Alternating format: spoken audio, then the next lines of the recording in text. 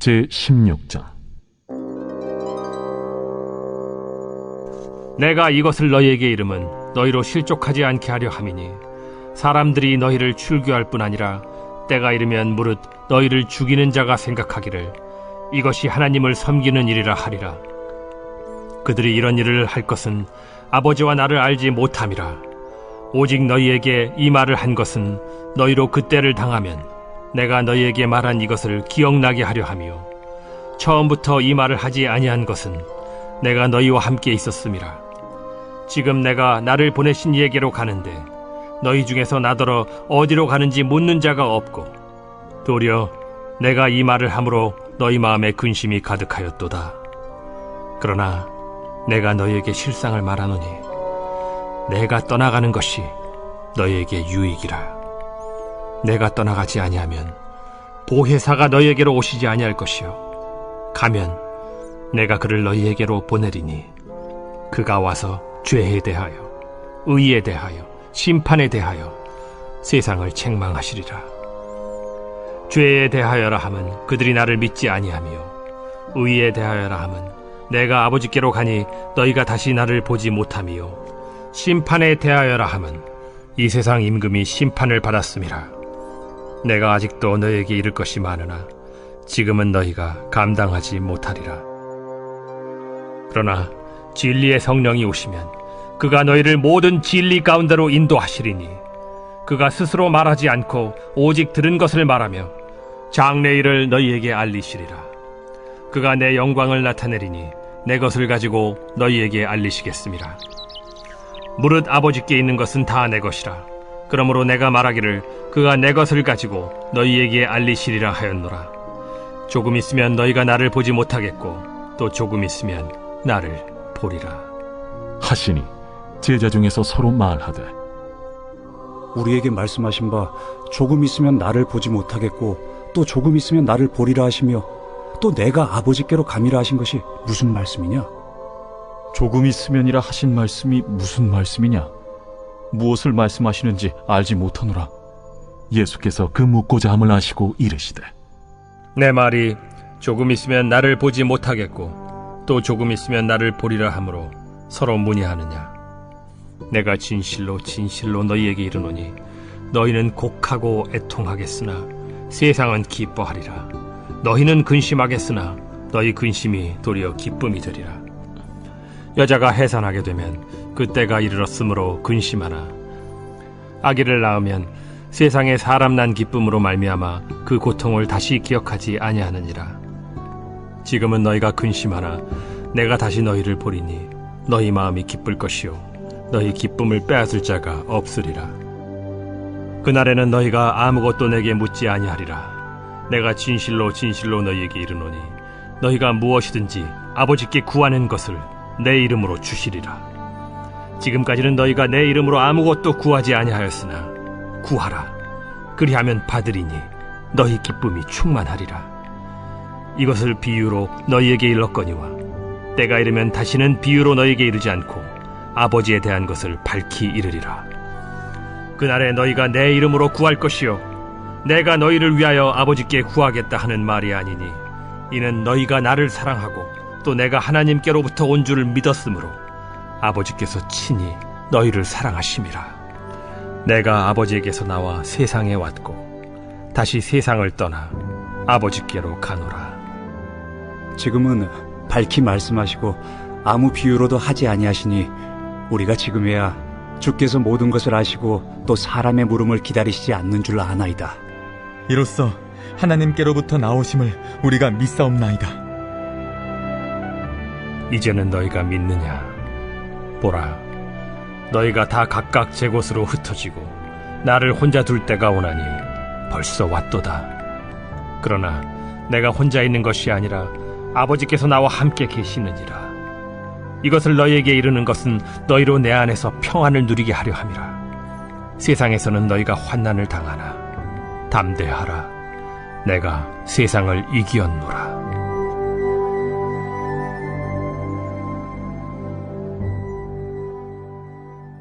우리는 이 땅을 살아가는 동안 두 세계와 마주하고 있다라고 말할 수 있을 것입니다. 죄악에 관영하여서 여전히 세상의 방식대로 살고 있는 그런 죄가 주관하고 있는 역사와 우리는 마주하고 현실의 삶을 살아갑니다. 그러나 그러한 죄악에 관영한 세상 속에서 하나님의 통치와 다스림, 또 하나님이 행하시는 일들과 그 은혜들을 직접 경험할 수 있는 영적 세계, 하나님의 나라, 이것과도 우리는 마주하여 살고 있습니다. 그러나 실상 우리의 삶 속에 하나님께서 우리에게 보여주신 또 알게 하신 그 진리를 따르는 거룩한 하나님의 나라 백성 되었음을 우리가 믿고 경험하면서도 우리의 삶의 대부분의 시간과 대부분의 사고는 오히려 죄악된 세상에 속한 삶을 살아가는 것에 더 주목하거나 집중하거나 혹은 영향을 받으며 산다고 말할 것입니다. 우리가 현실이라고 하는 혹은 여전히 죄가 관영한 세상의 것들을 우리가 배격하거나 무시하며 살아가자는 이야기가 아닙니다. 우리는 영적인 세계가 우리에게 말씀하고 있고 가르쳐준 그 진리의 눈을 가지고 보이는 세계를 해석할 수 있는 능력을 가져야 합니다. 하나님께서 우리에게 허락하시는 그 영적인 가치와 진리를 내 삶의 중심에 두고 이것으로 세상에 대하여 영향력을 끼치는 삶을 살아야 한다는 이야기입니다.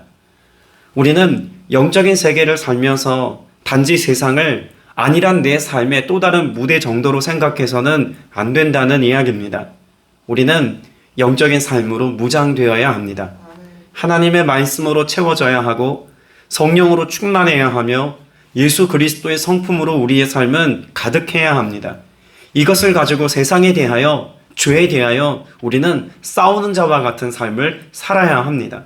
예수님께서 이 땅 가운데 오셔서 마귀의 일을 멸하셨던 것처럼 죄의 문제를 청산하시기까지 치열한 영적인 싸움을 통하여서 위대한 승리를 우리에게 허락하여 주셨던 것처럼 오늘 저와 여러분도 성령께서 그 말씀의 검으로 우리와 함께 거하심으로 싸우시는 것과 같이 세상 죄악된 삶의 방식과 죄에 대하여 악함에 대하여 우리는 이것을 드러내고 밝히 조명할 뿐만 아니라 이것을 많은 이들로 하여금 싸워서 건져내는 일에 승리하는 일에 참여하는 삶을 살아야 할 줄로 믿습니다.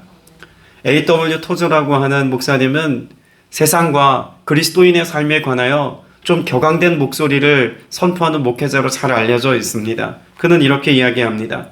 사람들은 세상을 전쟁터가 아니라 놀이터로 생각한다. 우리에게 세상은 외국이 아니라 본향이 되어버렸다. 우리의 삶을 준비하는 것이 아니라 이미 살고 있다라고 이야기합니다. A.W. 토저 목사님이 하고 싶은 이야기는 무엇입니까? 이 세상은 우리가 안일하게 먹고 마시고 즐기는 그런 삶의 배경이 되게 해서는 안 된다는 이야기죠.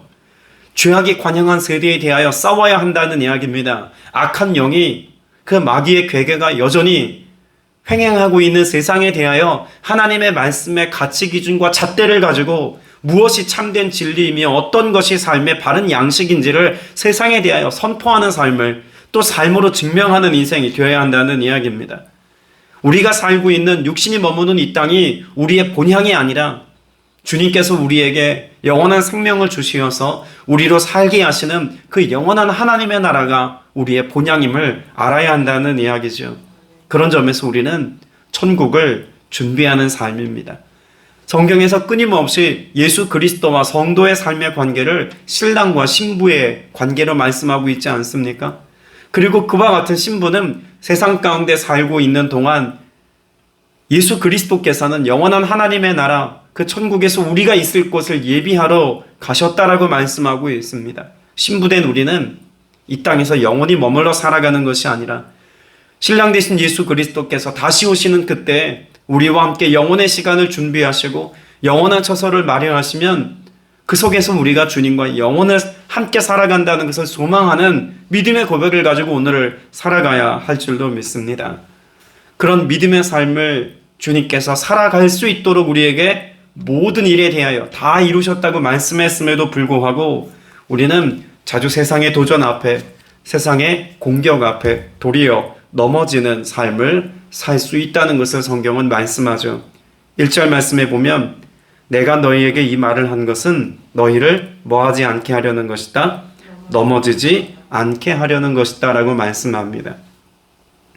여기 넘어진다라고 하는 이 표현은 죄의 유혹에 빠져 시험에 들지 않도록 하시겠다는 주님의 마음을 담고 있는 말씀인 것입니다. 여전히 죄는 우리의 삶을 무엇합니까? 유혹합니다.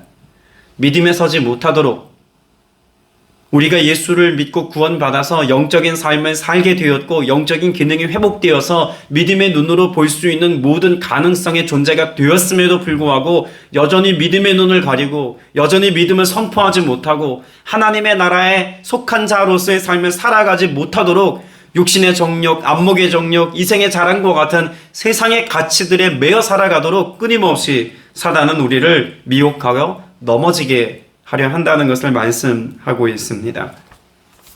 무엇 가지고 우리를 미혹한다고 말씀하고 있을까요? 성경은 여전히 죄라고 하는 것을 가지고 우리를 미혹하고 넘어뜨리려 한다는 것을 말씀하고 있습니다. 여러분, 마귀가 우리의 삶 가운데 유혹한다는 것은 단지 윤리 도덕적인 삶을 살아가는 것에 있어서 흠이 가게 하거나 우리로 약간의 위협을 느끼는 어떤 삶의 문제로 도전한다는 그런 의미 정도가 아닙니다. 죄의 문제를 해결하지 못하는 삶의 태도는 죽음에 이르는 것을 성경은 분명히 말씀하고 있습니다.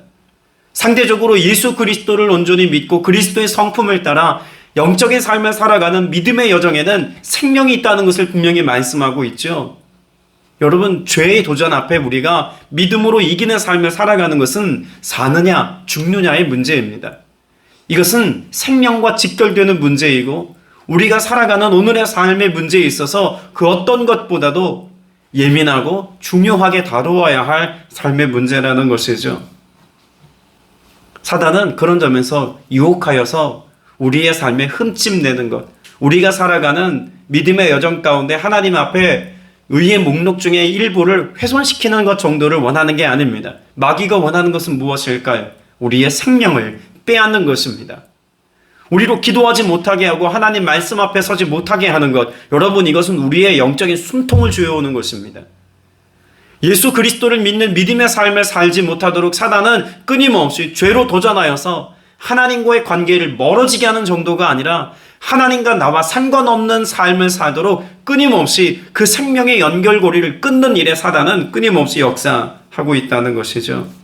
오늘 요한복음 16장에서 예수 그리스도를 주로 믿고 믿음의 고백을 따라 살아가는 사람들에게 주어지는 것이 무엇이라고 말씀합니까? 다시 한번 설명하겠지만 예수 그리스도를 믿고 구원받는 하나님의 백성들에게 주어지는 은혜는 세상에서 좀 더 안락하고 부유한 삶을 살아가는 것이나 내가 원하는 삶을 이루는 것이 아니라 예수 그리스도로 인하여 누리는 기쁨이 내 안에 있는 것이며 하나님과 나와의 관계가 회복되어 그 사랑의 관계 안에 머물게 되는 것이며 세상이 어떻게 우리의 삶에 도전하고 우리를 미혹한다 할지라도 주 안에서 평안을 누리는 것이다라고 말씀하고 있습니다. 근데 그러한 삶을 살지 못하게 한다는 점에서 사단은 끊임없이 예수 그리스도를 믿는 믿음의 지경에 서지 못하게 하고 하나님 앞에 나아가는 삶을 활짝 열어놓으신 예수 그리스도의 구속의 은혜를 우리의 마음 가운데 의심하게 하는 것이죠. 때문에 오늘 저와 여러분 매일 매순간 날마다 믿음의 고백을 가지고 살아가는 믿음 안에서 주님께서 허락하신 그 영적인 가치를 따라 살며 영적인 능력을 경험하며 사셔서 우리가 살고 있는 세상이라고 하는 무대에서 근심과 걱정과 염려로 살아가는 것이 아니라 주로 있는 참된 평안함을 맛보며 누리며 살 수 있게 되시기를 주님의 이름으로 축복합니다. 오늘 본문에 예수님께서는 이제 더 이상 육신으로는 제자들과 함께하지 않을 것이다 라고 하는 말씀을 마지막 마침표를 찍는 것처럼 다시 한번 마지막으로 강조하여 확증하여 말씀하고 있습니다. 이제는 내가 더 이상 비유로도 말하지 않을 것이며 너에게 모든 것을 명확하게 드러내어 설명할 것은 내가 더 이상 육신으로는 너희와 함께 할 수 없기 때문이다 라고 말씀하고 있습니다. 그때 제자들의 마음 상태가 어떠하다고 말씀하고 있습니까? 6절에 보니까 도리어 내가 한 말 때문에 너희 마음에는 슬픔이 가득 찼다라고 말씀하고 있습니다. 여러분이 제자들의 마음, 제자들이 지금 보여주고 있는 감정의 상태는 어쩌면 우리가 예수 그리스도를 좀 더 깊이 경험하고 예수 그리스도를 뜨겁게 만난 이후에 우리도 느끼게 될 만한 어떤 삶의 문제라고도 말할 수 있습니다. 도리어 내가 한 말이라고 말할 때 주님이 하신 말씀은 무엇입니까? 앞서 나누었던 것처럼 세상의 원리를 말씀하고 있는 것이 아니라 영적인 원리를 말씀하고 있습니다. 육에 속한 삶에 관하여 말씀하고 있는 것이 아니라 영에 속한 삶에 관하여 말씀하고 있습니다. 근데 그런 영적인 삶을 살아가는 혹은 주님의 약속의 말씀을 따라 살아가는 우리의 삶의 문제를 내가 경험하며 내가 이것을 선택하였을 때 내가 겪게 되어지는 마음의 상황은 어떨 수 있다는 겁니까? 도리어 주님의 말씀을 쫓아 살아가는 우리의 삶에는 현실의 문제, 내가 지금 당면하고 있는 그 인생의 문제 앞에서는 슬픔이라고 하는 감정이 밀려오는 것처럼 끊임없이 세상에 대한 도전 앞에 우리는 슬픔을 가지고 살 수 있다는 것을 분명히 말씀합니다. 예수를 잘 믿어도 믿음을 따라 살아가는 것 때문에 가난하게 될 수 있습니다. 예수를 잘 믿고 믿음의 고백을 가지고 살아가는 동안 우리가 그 믿음의 가치를 내 삶으로 살아가느라 우리는 세상과 융합되어 살아가기보다는 세상과 섞이지 못하여서 사람들로 하여금 소외된 삶을 살 수도 있습니다. 믿음을 지키며 거룩한 삶을 살아가는 이유 때문에 세상에 대하여 손가락질 당할 수 있고 혹은 죽임당하는 일들도 선교지에서는 충분히 일어날 수 있는 일들입니다. 그런데 이와 같은 삶을 살아가느라 때로는 우리의 마음이 어떠할 수 있다는 걸까요? 슬플 수 있다는 것입니다. 그런데 요한복음 오늘 16절 말씀에서는 그 모든 슬픔에 관하여 뭐라고 말씀하고 있을까요? 그 슬픔이 변하여 기쁨이 될 것이다 라고 말씀합니다. 여러분, 예수님께서 이제 떠나는 것이 유익이다 라고 말씀하시지 않습니까? 내가 육신으로 너희와 함께 있는 것이 너에게 유익이 아니라 육신을 입고 있는 내가 십자가에서 죽음으로 말미암아 죄의 문제를 깨끗하게 청산하고 이제는 내가 떠나 다른 보혜사로 오실 성령님이 너희와 함께 하시는 것이 너에게는 더 유익이다라고 말씀합니다. 왜 그렇습니까? 오늘 육신을 입고 있는 동안 우리는 한계를 경험하며 살아갑니다. 현실의 문제 앞에 슬퍼할 수 없고 상황과 형편 속에서 우리는 원망하며 미움의 마음을 스스로 선택하는 삶을 살아갈 수밖에 없습니다. 끊임없이 우리의 삶 가운데 도전해오는 세상의 도전 앞에서 치열한 삶을 살아가느라 피곤하고 지친 삶을 살아갈 수밖에 없다는 것이죠. 그런데 주님이 이제 뭐 하시겠다는 겁니까? 단지 십자가 위에서 죄의 문제를 청산하셨다만이 아니라 죄의 결과로 찾아온 슬픔과 탄식과 고통의 문제에 관하여 우리 인생이 직면하게 되어지는 모든 세상의 문제에 대하여 주님 뭐라고 선언하십니까? 따라서 선포합시다. 내가 세상을 이기었노라. 주님은 이미 세상에 대하여 승리를 선포하셨습니다. 그것은 주님이 어느 일정의 기간이 지나고 나면 너희가 승리하게 될 거야가 아닙니다. 주님은 우리에게 무엇을 명령하셨습니까? 내가 이미 다 이기어 놓았다라고 말씀하고 있습니다. 그 이김의 자리에, 그 승리의 자리에 우리를 초청하고 계신 것이죠. 그런데 우리의 마음이 슬픈 것은 무엇일까요? 예수 그리스도께서 이루신 그 승리의 역사를 믿음의 눈으로 보지 못하는 것입니다. 주님은 다 이겼다고 말씀하여 우리에게 승리를 말씀하셨음에도 불구하고 여전히 전쟁은 끝나지 않은 것처럼, 여전히 우리가 무언가 치열하게 싸워서 우리가 해야 할 몫이 있는 것처럼 우리의 삶을 끊임없이 그렇게 믿음 안에 있으면서도 부담스러운 존재로 믿음의 삶이 어렵고 힘든 일인 것처럼 여기게 만들려 한다는 것입니다. 오늘 저와 여러분이 세상에 대하여 외쳐야 할 믿음의 선포가 있다면 무엇일까요? 승리를 선포하는 것입니다. 우리가 예수 믿으면 승리하게 될 거야가 아니라 예수 그리스도께서 이미 승리하셨다는 그 승리를 선포하는 것입니다. 우리가 살아가는 삶의 내용을 설명하는 것이 아니라 주님이 땅 가운데 오셔서 다 이루어 놓으신 죄에 대하여 그 승리의 역사를 써 놓으신 것을 세상 앞에 선포하는 삶을 살아야 할 줄로 믿습니다. 이 일을 위하여 예수님께서는 우리에게 약속하신 성령을 보내시겠다고 말씀합니다. 8절 말씀에 보면 성령께서 오시면 어떤 일을 하시겠다고 말씀하고 있습니까? 8절 같이 한번 읽어볼까요? 그가 오시면 죄와 의와 심판에 대하여 세상의 잘못을 깨우치실 것이다 라고 말씀합니다. 지금 예수님에 대하여 혹은 예수님을 믿는 자들에 대하여 많은 유대인들은 스스로 어떤 위치에 있습니까? 예수님을 신문합니다. 제자들도 여러 가지 율법의 조항에 저촉하여서 끌어다 놓고 신문하고 감옥에 가두기도 하는 일들이 이제 사도행전에 기록되어져 있는 내용만 보더라도 명확하게 드러나지 않습니까? 세상이 심판자인 것처럼 그렇게 많은 믿는 자들을 판단할 날이 올 것이라는 겁니다. 그런데 8절 말씀에 그가 오시면이라고 하는 것은 무엇을 말하고 계신 걸까요? 너희가 그런 일을 당할 때 성령께서 오시면 상황은 역전될 것이다라고 말씀합니다. 세상이 너희에 대하여 심판자인 것처럼 군림하는 것 같으나 그러나 세상에 대하여 죄에 대하여 이 모든 것을 심판하고 판단하시는 일은 오직 성령님 한 분뿐이시다라고 말씀하고 계신 것이죠. 그러면 여기 죄에 대하여 심판하신다는 것은 무엇을 우리에게 말씀하고 있는 것입니까? 예수 그리스도를 주로 고백하지 않을 때, 믿음이 없을 때 세상은 죄에 속하였다라고 하는 것을 성령께서는 드러내시겠다는 겁니다. 세상의 중심에는 여전히 죄가 있다는 것을 드러내어서 이 문제를 해결해야 한다는 사실 누가 증명하시겠다는 겁니까? 성령께서 우리 믿음의 성도들이 살아가는 삶의 양식에 대하여 직접 변호해 주시겠다는 것입니다. 의에 대하여라 한다는 것은 무엇일까요? 세상은 유죄 선고를 받았습니다. 죄가 있다는 것을 인정하지 않든 인정하든 세상은 죄가 관영하다는 것입니다. 이 문제를 해결할 수 있는 방법은 무엇뿐이라는 것입니까? 예수 그리스도께서 십자가 위에서 다 이루신 그 죄에 대하여 문제를 해결할 수 있는 유일한 분이신 예수 그리스도께서 이 문제를 해결하셨다는 것을 우리가 믿는 것입니다. 그 믿음의 역사를 일으키시는 분도 역시 성령님이라고 말하고 있는 것이죠. 마지막으로 심판에 대하여 한다는 것은 무엇을 말씀하고 있는 것입니까?